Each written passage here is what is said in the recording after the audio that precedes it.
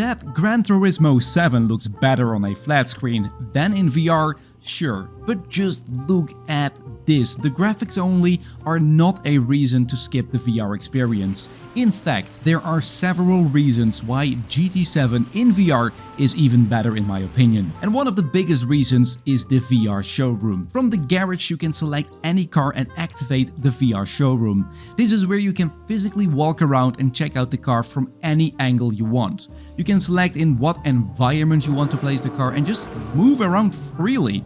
Absolutely fantastic, and you really start to appreciate the car's details in ways that you just can't on a flat screen.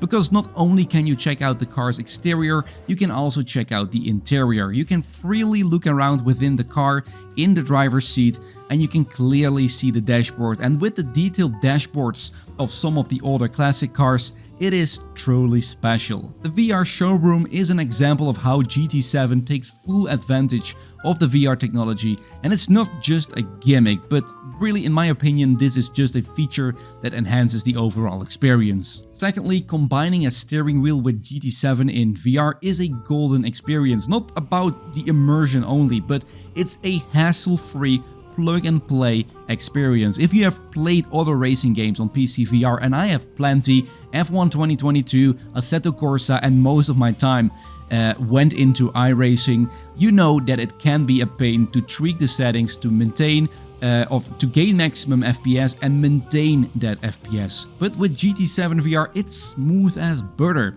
You don't need to worry about adjusting the settings or making compromises with the graphics. It just works, and it works really well. The game runs so well in VR because of something called Foveated rendering, and you can clearly see that in this game. The PSVR2 has eye tracking, which makes the image appear sharp wherever you look. Like here I look in the middle at the time and you can see the right side being blurry, the information up here. But if I move my eyes to the right side, it turns sharp. This allows the console to gain some performance, making everything run smoothly. Even in a race with 20 other vehicles, full clouds and heavy rain, the game runs incredibly well. The mirrors in GT7 VR are also impressive. In some other racing games on the PC, I have experienced that I have to turn down the mirrors to gain some performance, but in this game the mirrors are quite clear and sharp. It's a small detail, but it's one that enhances my overall experience a lot. Now, one of the most important things about racing games and, doing them in VR is to gain a maximum immersion. And I can only advise you to turn off the HUD.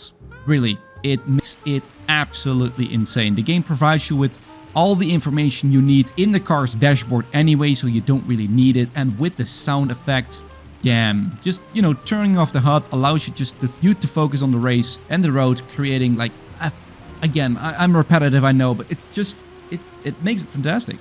Keep in mind that only the racing is done in VR, all the menu screens and other stuff are in 2D, and you can navigate with your controller or steering wheel. Now, if you don't have a steering wheel and you are just using the controller and you want to get the most out of that immersion, I highly suggest changing the steering control to motion sensor function. This way you can use the controller to simulate the movements of a steering wheel. It's not as good as a real steering wheel, but it's a very decent alternative. Now, another great thing about the game in VR is the multiplayer experience. Now, after playing some single player content, I was really curious to see how the game performs in multiplayer, especially, performance wise. And I can tell you, damn, even better. The tense racing against real players really comes alive here. You can really feel the adrenaline pumping as you race against other players and you're like, next to each other, you move your head to the left, you see the guy, you're like, he's about to bump you, or he's I don't know, it's fantastic. The game runs smoothly even with the other players on the track. Now, in the end, Gran Turismo 7, fantastic.